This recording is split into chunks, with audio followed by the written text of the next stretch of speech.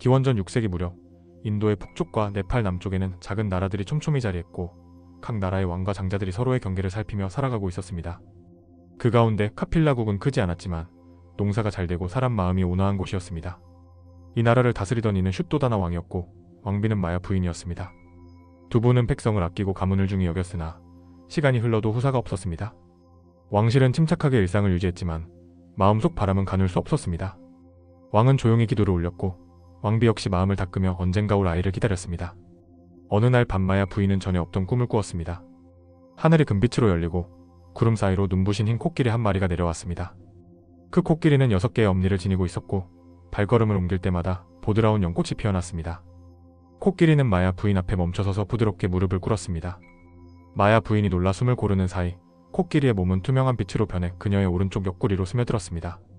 그 순간 마음이 잔잔히 고요해지고 설명하기 어려운 환희가 일어났습니다. 잠에서 깨어난 마야 부인은 꿈의 여운을 오래 붙들고 앉아 있었습니다. 아침이 되자 마야 부인은 왕에게 꿈을 이야기했습니다. 궁정의 바라문들도 불러 해몽을 들었습니다. 바라문들은 서로 눈빛을 주고받고는 이렇게 말했습니다. 왕비께서 길몽을 꾸셨습니다. 태어날 아이는 위대한 인물이 될 것입니다. 새 속에 남으면 전륜성왕이 되어 넓은 세상을 평화롭게 이끌 것이고 출가하면 부처가 되어 중생의 괴로움을 덜어줄 것입니다. 왕과 왕비는 말을 아끼고 마음을 경건히 하며 그날부터 더욱 조심스레 지냈습니다. 궁 안에서는 함부로 소란을 피우지 않았고 왕비가 마음을 흔들 일은 가급적 멀리했습니다. 10달이 가까워지자 마야 부인은 전통에 따라 친정으로 향했습니다. 행차가 룸비니 동산을 지날 때 왕비는 잠시 쉬고 싶다고 했습니다. 맑은 바람이 불어 나무잎이 흔들렸고 새들의 울음이 또렷이 들려왔습니다. 왕비는 시녀들의 부축을 받아 사라수 나무 아래에 섰습니다. 그리고 오른손으로 가지를 잡는 순간 고통 없이 아이가 태어났습니다. 주변 사람들은 놀라움과 기쁨으로 숨을 삼켰고 아이의 울음은 곧 잦아들었습니다. 왕비의 눈에는 잔잔한 미소가 번졌습니다. 전해지는 이야기로는 아기가 땅에 내려 바로 동쪽을 향해 7걸음을 걸었다고 합니다. 한 걸음 한 걸음에 맞춰 연꽃이 피어나 길을 만들었다고도 전합니다. 그때 아이는 또렷한 목소리로 이렇게 말했다고 합니다. 천상천하 유아독존 삼계계고 아당한지 하늘 위와 하늘 아래 오직 나만이 존귀하며 온 세계가 괴로움에 잠겨있으니 내가 마땅히 이를 편안케 하리라. 이 말은 교만을 드러내는 선언이 아니라 존재의 소중함과 모두를 향한 서원의 표명으로 오늘날까지 받아들여지고 있습니다. 사람들은 그 말을 오래 기억했습니다. 소식은 곧 왕궁에 전해졌고 슈또다나 왕은 급히 룸비니로 달려왔습니다.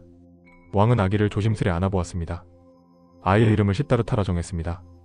뜻은 목표를 성취한 사람, 바라는 바를 이룬 사람이라는 의미였습니다.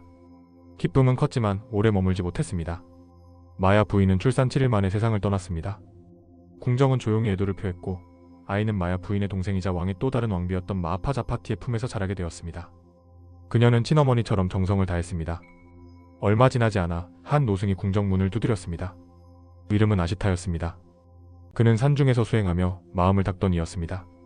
어느 날 명상 중에 유난히 밝은 빛이 대지를 비추는 환영을 보고 그 빛이 카필라국으로 흘러가는 느낌을 받았다고 했습니다. 아시타는 왕을 아련하자 곧 태자를 보게 해달라 청했습니다. 허락을 받고 다가가 아이를 안아든 그는 한동안 말이 없었습니다. 그러곤 눈가에 눈물이 맺혔습니다. 왕이 놀라 까닭을 물었습니다. 아시타는 천천히 고개를 저었습니다. 불길함이 아닙니다. 이 아이는 장차 부처가 될 사람입니다. 괴로움에서 벗어나는 길을 밝히고 많은 존재를 이롭게 할 것입니다. 다만 제가 너무 늙어 그 가르침을 직접 듣지 못할까 두렵습니다. 그래서 눈물이 납니다. 왕은 안도했지만 한편으로 마음 한구석이 무거워졌습니다. 아시타는 말을 이었습니다. 만약 이 아이가 새 속의 안락만을 보면 전륜성왕이 되어 나라와 나라를 두루 교화할 것입니다. 그러나 세상의 고통을 보고 물음을 품는다면 출가하여 진리를 구할 것입니다. 그날 이후 왕은 결심했습니다. 아들이 세상의 괴로움을 보지 않도록 하리라. 왕은 궁궐을 화려하게 꾸미고 기쁨이 끊이지 않게 했습니다. 늙음과 병듦, 죽음의 모습은 눈에 띄지 않도록 사람들을 배려했습니다. 태자는 좋은 스승에게서 무예와 학문을 배웠고 음악과 시를 익혔습니다. 궁 안은 늘 환하고 밝았습니다. 태자의 주변에는 친구와 시종이 따랐고 하루하루는 평온하게 흘러갔습니다. 왕은 자신의 조치가 충분하다고 믿었습니다. 그러나 마음의 물음은 누구도 대신 막을 수 없었습니다. 어린 시다르타는 본성이 어지럽습니다. 작은 벌레를 밟지 않으려 발걸음을 조심했고 새가 다치면 꿰맨 듯 마음이 아렸습니다. 들판을 지날 때 그는 농부가 쟁기를 밀고 가는 모습을 보았습니다. 갈아엎어진 흙에서 비틀거리던 벌레들을 보고 태자는 깊은 생각에 잠겼습니다. 또 어느 날에는 새가 벌레를 먹고 그 새를 매가 낚아채는 장면을 마주했습니다. 그는 조용히 중얼거렸습니다. 살기 위해 서로를 해치는구나. 이 삶의 흐름 속에서 진정한 평안은 어디에 있을까? 그 물음은 쉽게 가라앉지 않았습니다. 왕은 태자의 마음을 달래고자 더욱 즐거운 것들을 마련했습니다. 계절마다 새로운 정원을 꾸미고 잔치가 열리면 솜씨 좋은 악사가 음악을 연주했습니다. 그러나 노래가 끝나면 태자의 귀에는 바람 소리가 더 오래 남았습니다. 밤이 되면 그는 넓은 하늘을 올려다보며 생각했습니다. 사람은 왜 태어나고 왜 늙고 왜 병들고 왜 떠나는가? 만약 길이 있다면 그 길은 어디에 있는가? 물음은 날이 갈수록 또렷해졌고 마음은 조용히 결을 바꾸고 있었습니다. 전승에는 마야 부인의 태몽의 여러 버전이 전해집니다.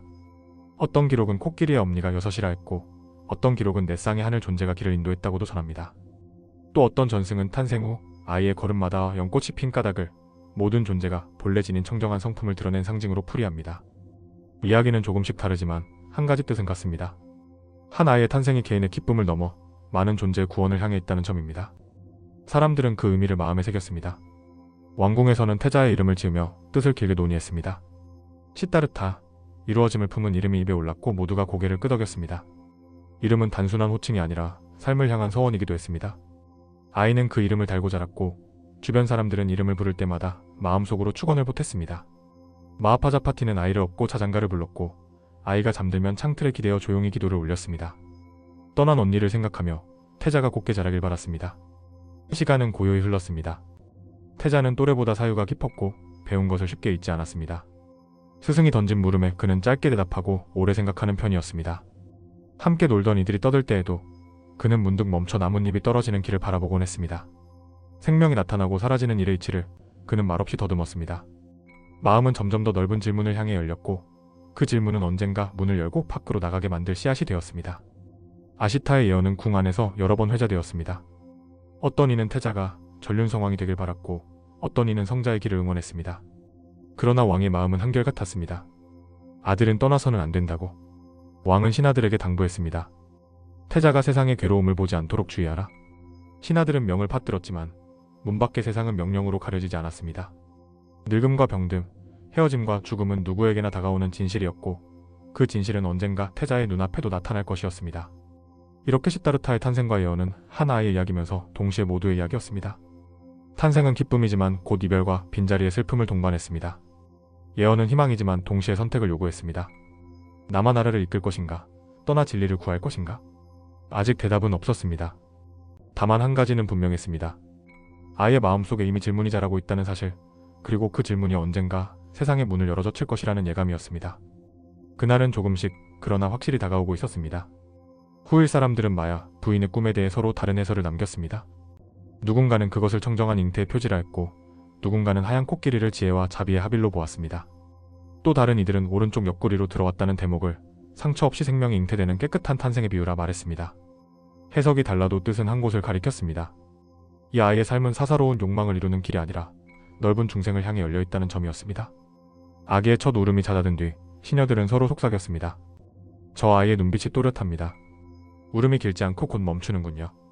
작은 말들이 모여 전설의 씨앗이 되었고 사람들의 마음은 한 아이의 앞날에 조용한 기대를 보탰습니다. 이름이 불릴 때마다 마음속 축원이 더해졌고 작은 행보에도 의미가 얹혔습니다. 사람들은 그 의미를 통해 자기 삶도 조금은 바르게 서보려 했습니다. 한 아이의 탄생이 많은 사람의 마음을 바로 세우는 순간이었습니다. 왕은 밤마다 생각이 깊어졌습니다. 만일 아이가 떠나겠다고 한다면 나는 무엇을 해야 하는가? 답은 쉽게 나오지 않았습니다. 그는 아버지였고 동시에 왕이었습니다. 나라를 지켜야 할 책임과 아이의 뜻을 존중해야 할 마음이 서로 충돌했습니다. 왕은 결심을 굳혔습니다. 적어도 지금은 고통의 그림자를 멀리하자. 그렇게 궁은 더 화려해졌고 태자는 더 안전해졌습니다. 그러나 그 안전은 세상이 아니라 담장 안에서만 온전했습니다. 그 무렵 태자는 밤하늘을 자주 올려다보았습니다. 별은 아무 말도 하지 않았지만 침묵은 더 많은 말을 들려주었습니다. 그는 속으로 다짐했습니다. 언젠가 나는 이 물음의 끝을 확인하겠다. 생명의 시작과 끝, 괴로움의 근원과 멈춤, 그 길을 반드시 찾겠다. 그 다짐은 말로 크게 외치지 않았지만 마음속에서 분명한 서원으로 자리 잡았습니다. 사람마다 각자의 길이 있듯 이 아이의 길도 이미 마음에서 시작되고 있었습니다. 전해오는 문장 하나가 있습니다. 뜻을 세우면 길이 열린다. 시타르타의 탄생과 예언은 그 뜻의 씨앗이 뿌려지는 순간이었습니다. 아직 길은 보이지 않았지만 씨앗은 이미 흙 속에서 자라고 있었습니다. 비가 오면 물을 마시고 바람이 불면 줄기를 곧게 세울 것입니다.